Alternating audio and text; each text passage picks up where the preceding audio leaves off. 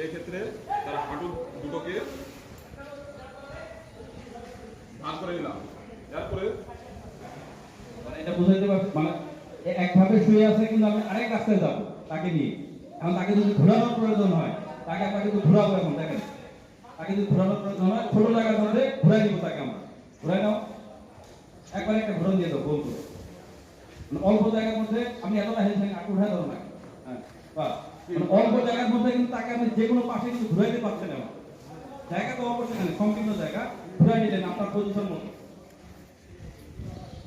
ঘুরাই নিয়ে যেই পাশে আপনি বের হবেন সেই দিকে আপনাকে রাখবেন। আমার